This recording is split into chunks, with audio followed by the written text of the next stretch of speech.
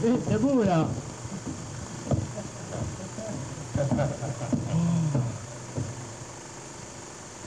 Ah, rien comme une bonne douche pour vous ravigoter avant de commencer la journée. Ça vous dégourdit les membres et ça vous met en forme pour les exercices et les manœuvres dont la journée du soldat est remplie. Voilà des jeunes auxquels la vie à l'armée n'a certainement pas enlevé de vigueur. À l'armée, on mène une vie hygiénique et la propreté est bien observée. L'eau chaude ne manque pas et le soldat peut se faire une toilette avec soin, tout comme chez lui. Dans tous les cas, la journée du dimanche commence toujours par le service divin. Les soldats réunis à la chapelle demandent au Dieu des armées de protéger leur pays et de lui donner la victoire et la paix.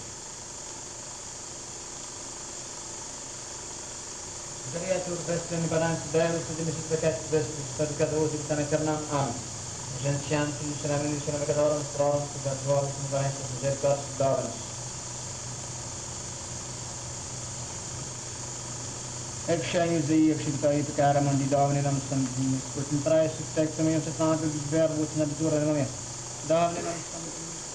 Car ton bras sait porter l'épée, il sait porter la croix. Et ta valeur de foi trempée protégera nos foyers et nos droits. Toute la vérité de notre hymne national est ici symbolisée dans la cérémonie de la messe militaire, au cours de laquelle nombre de nos soldats communient avec recueillement, comme autrefois nos aïeux, avant de voler au combat. Le soldat canadien est aussi un chrétien convaincu.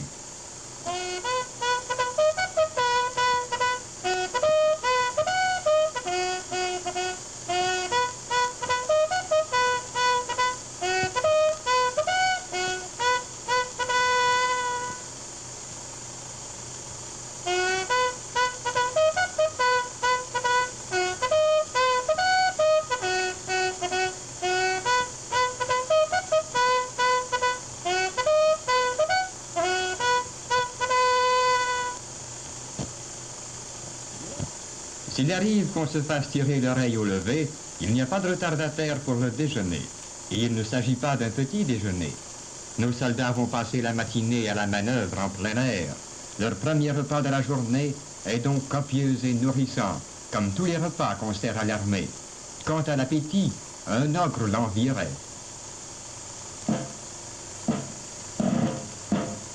Chaque matin, avant de s'initier à leur âpre métier de guerrier, nos jeunes gens sans kaki saluent le drapeau.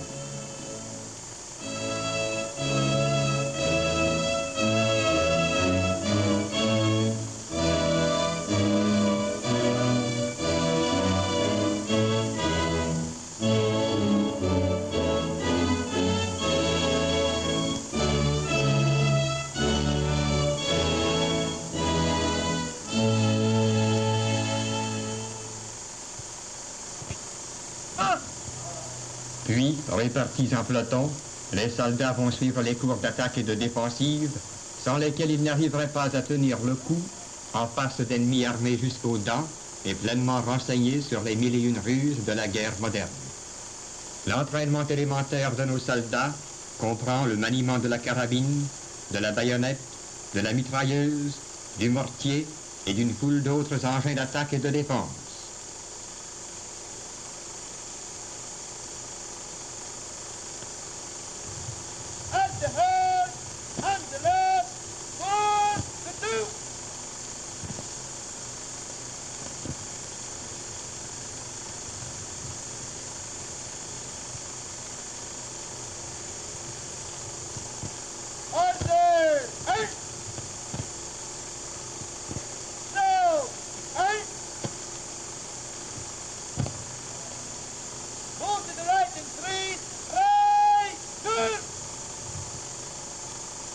Avant d'apprendre à se battre, le soldat doit d'abord endurcir son corps et s'habituer au travail d'équipe. C'est le but des exercices de précision, maniement de la carabine et mouvements d'ensemble sur le terrain de parade. En exécutant ces mouvements, le soldat s'habitue ainsi à être discipliné, vif, éveillé. Et la marche aussi est une chose qui s'apprend.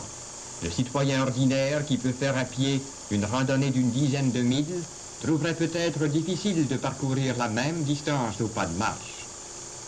Comme le balancement des bras de la marche britannique est plus élégant que le pas de loi des Boches,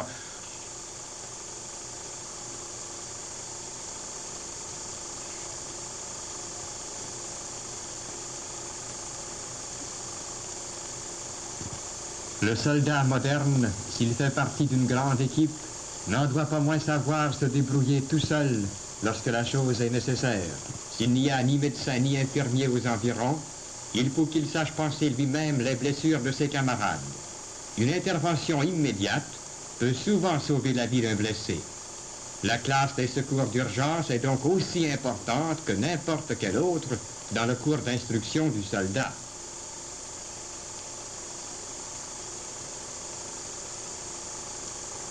Et maintenant, attention, c'est l'attaque à la baïonnette. Les Canadiens passent pour des experts dans ce domaine. Les gars du 22e régiment, lors de la Première Grande Guerre, vous enfourchaient les Boches, comme une veillette de foin ou une botte d'avoine. Aussi les Allemands n'aimaient-ils pas trop les rencontrer face à face.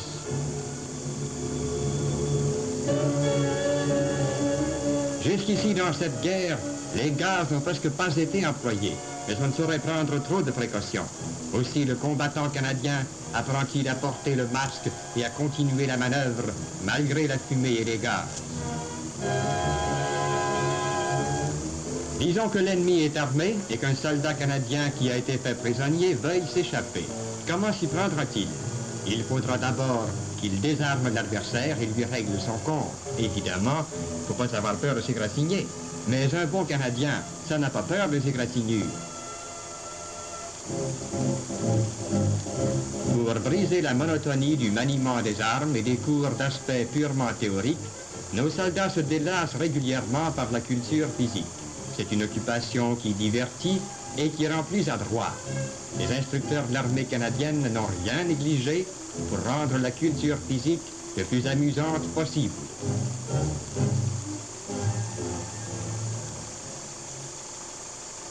Napoléon avait raison quand il disait qu'une armée marche sur son ventre. Cette vérité est bien observée dans l'armée canadienne, dont les soldats sont parmi les mieux nourris du monde. Non seulement les aliments sont-ils copieux et de la meilleure qualité, mais des experts en diététique veillent à ce que les repas soient bien équilibrés en vitamines.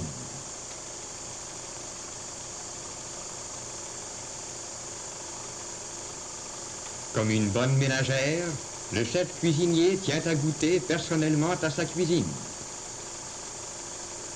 La consistance y est, la saveur y est, très bien, on peut servir.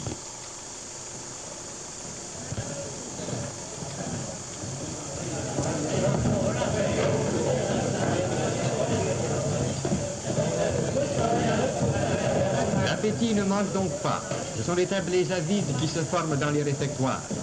Entre la cuisine et les tablés, les servants vont et viennent continuellement, car les soldats ont toujours le droit de se faire servir 2 fois. Et les plats sont assaisonnés avec le meilleur des apprêts, la bonne humeur.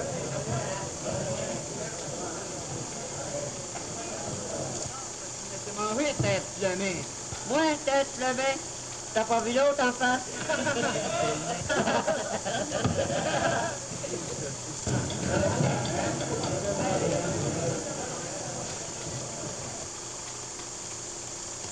Il n'y a rien que le soldat aime autant que de recevoir des nouvelles de sa famille et de ses amis.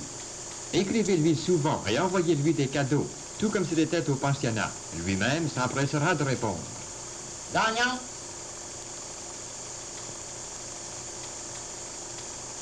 Le radio. Le papier, l'encre et les enveloppes lui sont fournis gratuitement. Chaque jour, nos jeunes combattants se réunissent à la cantine, qui est véritablement leur club, et ils en profitent pour envoyer leurs nouvelles à leurs parents et amis.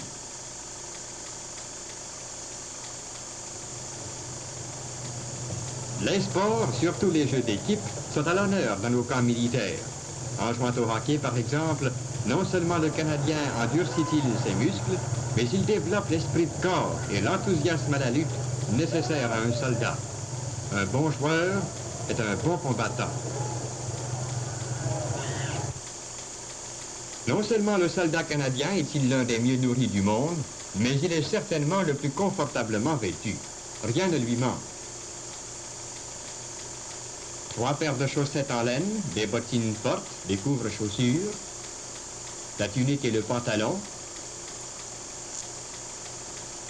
toute une variété de brosses et d'articles de toilette, tout y est, le manteau, le havresac et le reste. En plus de l'uniforme de combat, le soldat canadien a aussi une tenue de sortie. Et voilà un chapeau qui ne perdra pas sa forme. Mais la santé du soldat est encore plus importante que son équipement. Une fois que le soldat canadien a reçu la série complète des inoculations qui lui sont destinées, il est immunisé contre plusieurs maladies contagieuses. Dans chacun des centres d'instruction militaire, un médecin compétent administre ses soins préventifs à nos recrues. Il en est de même des soins dentaires. Un dentiste est à la disposition des hommes et des officiers, et son outillage portatif n'en est pas moins moderne et absolument au point. Si jamais quelqu'un avait une dent contre l'armée, ce ne serait certainement pas à cause du dentiste. Au feu, au feu!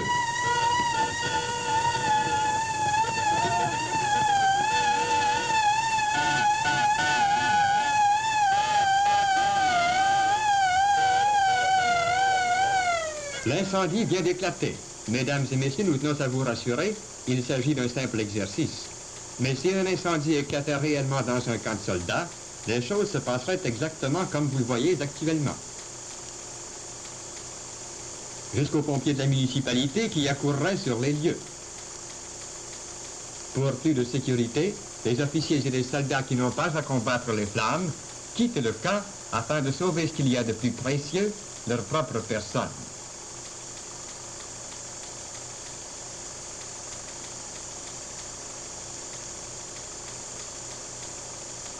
Chaque homme à sa place. Les psychologues experts interviewent maintenant nos soldats pour les conseiller sur l'arme dans laquelle ils pourront le plus utilement servir. Comme ça, vous voulez apprendre un métier. Et lequel? Mécanicien. Pourquoi mécanicien? Parce que c'est un bon métier pour apprendre la guerre. C'est vrai. Mais avec votre intelligence, vos aptitudes et votre anglais, vous devriez faire encore un peu mieux que ça. Dites donc, avez-vous de l'oreille pour la musique, vous? Un peu. Quand j'entends un morceau de pause 4 fois, je peux jouer sur le piano. Ah, tiens. Pour ces communications par radio, le corps des signaleurs a justement besoin d'hommes comme vous. Instruction jusqu'en 10e année, aptitude pour les chiffres et la mécanique, anglais parlé couramment, oreille pour la musique. La radio, ça va rester après la guerre. Il y a de l'avancement sans limite. On va pas penser à ça. Ça a bien du bon sens. Très bien. À l'armée, vous allez rendre plus de service comme signaleur et vous allez apprendre un métier sans qu'il vous en coûte un sou. Merci, monsieur.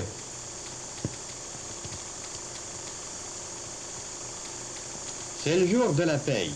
Quand il entre à l'armée comme simple soldat, le jeune Canadien touche 1,30 $ par jour en argent. Mais si l'on tient compte du vêtement, de la nourriture, du coucher, des soins médicaux et dentaires, des spectacles et autres divertissements qui sont donnés gratuitement, sa solde réelle s'élève à plusieurs dollars par jour.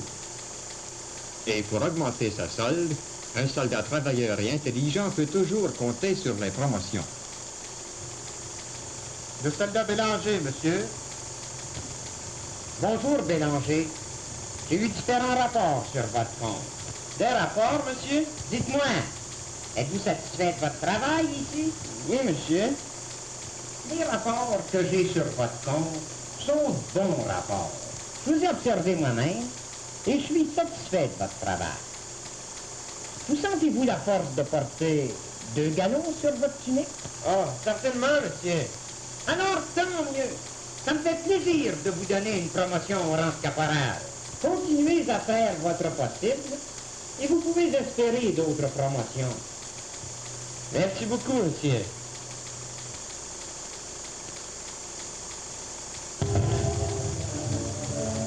Tout à l'heure, nous vous avons parlé de la cantine. Nous y voyons ici les soldats réunis en face du restaurant des Chevaliers de Colomb.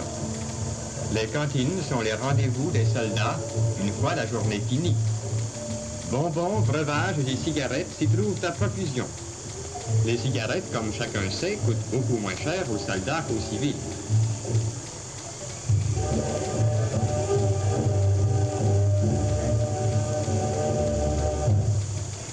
Mademoiselle, est-ce que je pourrais sortir avec vous ce soir? Non, ce soir, je sors avec le sergent-major.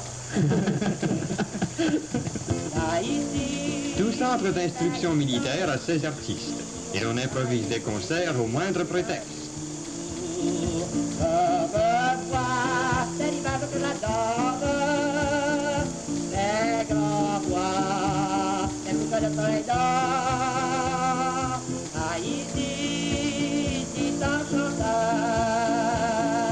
Haïti, mon ministère. Tous ces cieux, je veux l'avenir encore. À mes yeux, tu n'es qu'un seul paradis. Tahiti.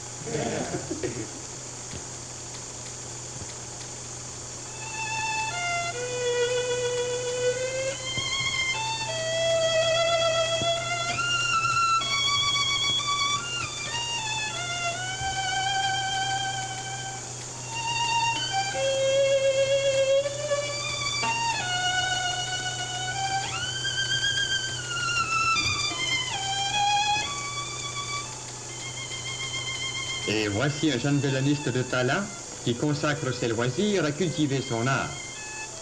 Les soldats canadiens, même s'ils ne perdent jamais une occasion de brimer l'artiste, savent aussi l'écouter attentivement.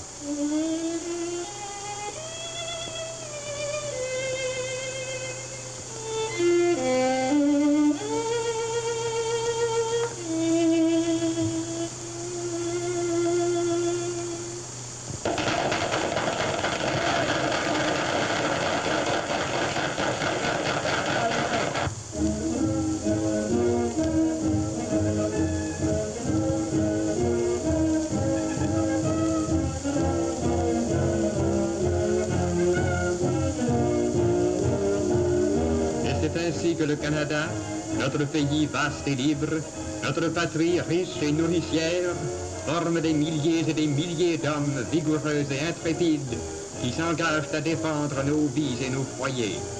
La vie militaire forme des camaraderies et des amitiés qui durent toute la vie. Demandez-le aux vétérans de la Grande Guerre. Ils se souviennent avec fierté et nostalgie de leur belle aventure de jeunesse, heureux d'avoir fait triompher au-delà des mers la valeur de nos armes.